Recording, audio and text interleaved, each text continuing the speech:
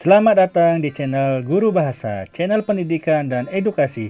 Jangan lupa klik subscribe dan loncengnya ya, agar channel ini dapat berkembang.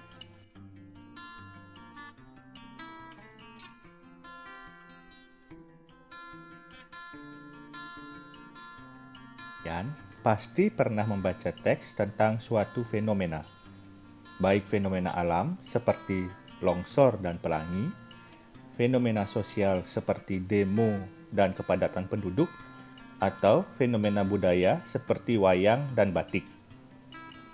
Jika iya, itulah yang disebut dengan teks eksplanasi. Lalu, apa sih yang dimaksud dengan teks eksplanasi? Teks eksplanasi adalah suatu teks yang menjelaskan hubungan peristiwa atau proses terjadinya sesuatu yang berkaitan dengan fenomena alam, fenomena budaya, dan fenomena sosial.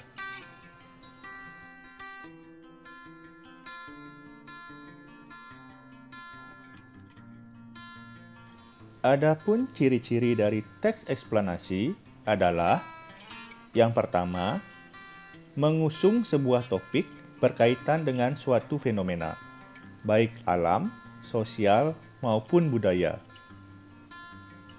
Kedua, kalimat-kalimat setiap paragraf berdasarkan fakta atau kejadian sebenarnya.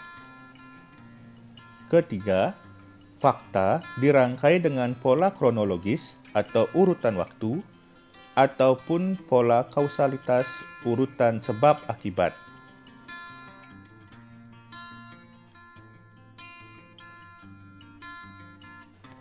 Contohnya, dalam wacana berikut. Awal pemerintahan Kabupaten Bandung dimulai sejak Piagam Sultan Agung Mataram pada tanggal 20 April 1641. Tanggal tersebut kemudian ditetapkan sebagai hari jadi Kabupaten Bandung.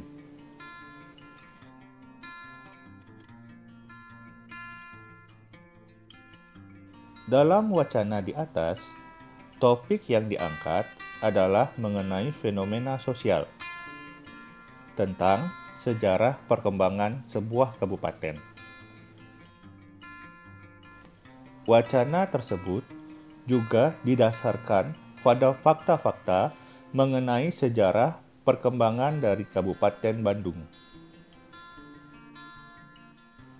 Pola pengembangan yang digunakan dalam wacana tersebut adalah pola pengembangan kronologis atau urutan waktu, ditandai dengan adanya kata hubung sejak dan kemudian dalam wacana tersebut.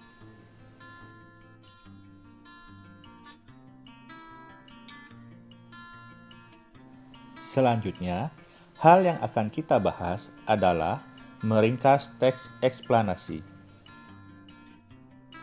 Dalam meringkas teks eksplanasi, ada beberapa hal yang harus diperhatikan. Di antaranya, menentukan gagasan umum dan menyusun kembali. Pertama, menentukan gagasan umum teks eksplanasi. Untuk meringkas teks eksplanasi, kita perlu mengawalinya dengan memahami gagasan pokok atau ide pokok atau gagasan umum dari paragraf-paragrafnya. Berdasarkan gagasan-gagasan itulah, kamu akan memadukannya menjadi teks baru yang lebih ringkas. Ada beberapa cara untuk menentukan gagasan umum dalam sebuah paragraf. Yang pertama, tentukan dahulu letak kalimat utama, apakah di awal atau deduktif, di akhir atau induktif, atau campuran. Setelah itu, ringkas kalimat utama, namun tidak boleh mengubah makna.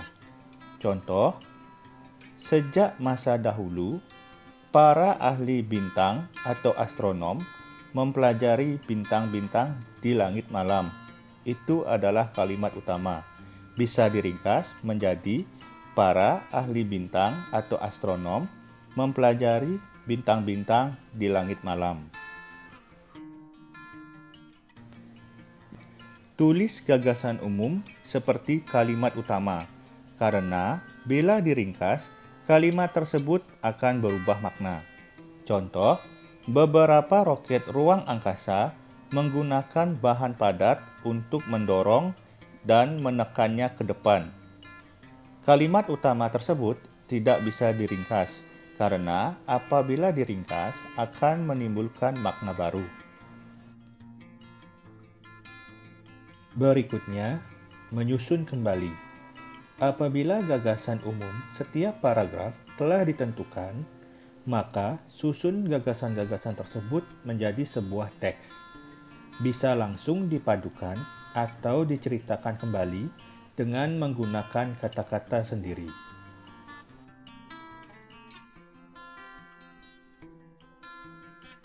Selanjutnya, kita akan menelaah isi, struktur, dan kaidah kebahasaan dari teks eksplanasi.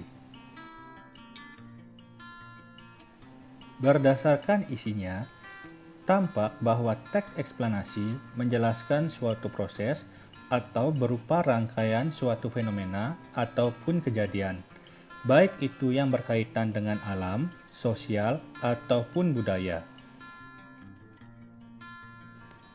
Dalam pemaparannya, teks tersebut mungkin merupakan jawaban dari pertanyaan mengapa atau bagaimana. Apabila teks eksplanasi sebagai jawaban atas pertanyaan mengapa, maka uraiannya akan bersifat kausalitas.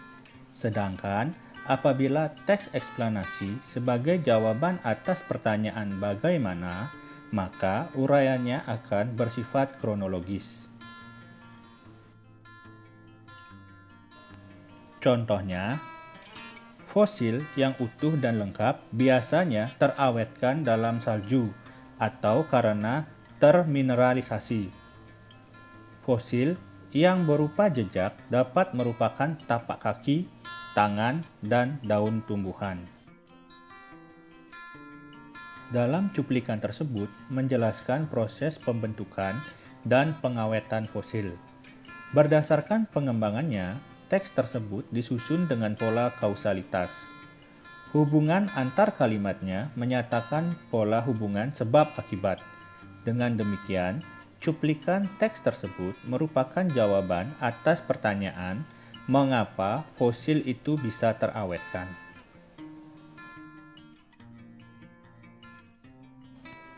Berikutnya adalah struktur teks eksplanasi yang terdiri atas 3 hal. Yang pertama ada identifikasi fenomena, yang kedua rangkaian kejadian, dan yang ketiga ulasan. Identifikasi fenomena merupakan identifikasi terhadap sesuatu yang akan diterangkan. Hal itu bisa terkait dengan fenomena alam, sosial, budaya, dan fenomena-fenomena lain. Contohnya, awal pemerintahan Kabupaten Bandung dimulai sejak Piagam Sultan Agung Mataram pada tanggal 20 April 1641. Tanggal tersebut ditetapkan sebagai hari jadi Kabupaten Bandung. Selanjutnya, rangkaian kejadian merupakan perincian atas kejadian yang relevan dengan identifikasi fenomena. Bagian ini dapat disusun dengan pola kausalitas ataupun kronologis.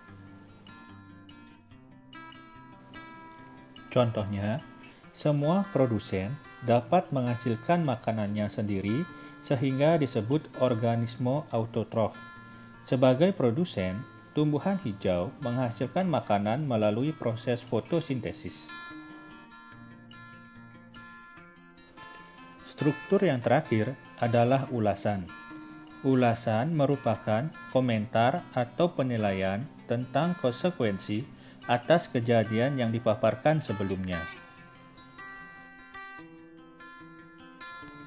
Contohnya, dengan demikian, tropisme sesungguhnya merupakan gerak dari bagian tumbuhan yang disebabkan adanya rangsangan. Hal itu ternyata berbeda dengan gerak pasti. Arah gerak tropisme bergantung pada arah datangnya rancangan. Selanjutnya, kita akan membahas kaidah kebahasaan dari teks eksplanasi. Pertama, konjungsi kausalitas merupakan konjungsi yang menyatakan hubungan sebab akibat. Misalnya, karena, sebab, akibat, sehingga, oleh sebab itu, oleh karena itu, dan sebagainya. Contohnya, longsor terjadi karena hujan yang terus mengguyur wilayah perbukitan. Konjungsi karena menunjukkan hubungan sebab akibat.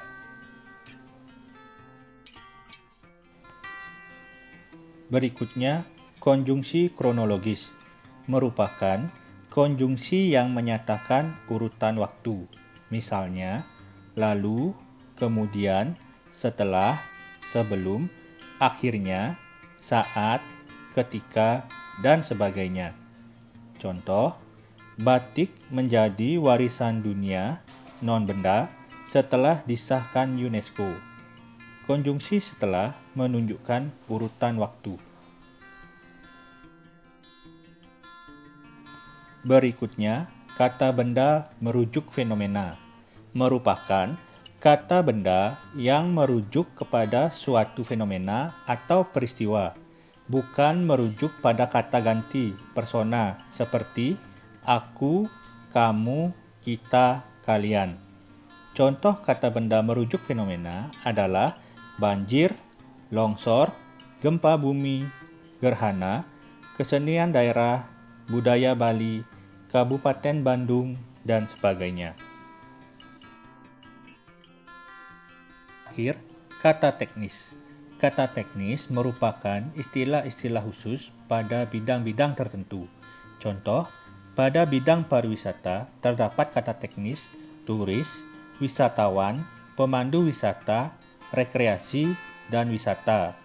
Sedangkan dalam bidang perdagangan terdapat kata teknis penjual, pembeli, laba, dan bon.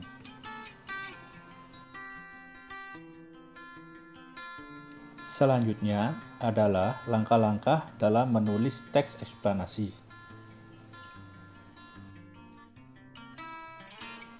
Langkah yang pertama adalah menentukan topik atau suatu kejadian yang menarik, dikuasai, dan tentunya aktual.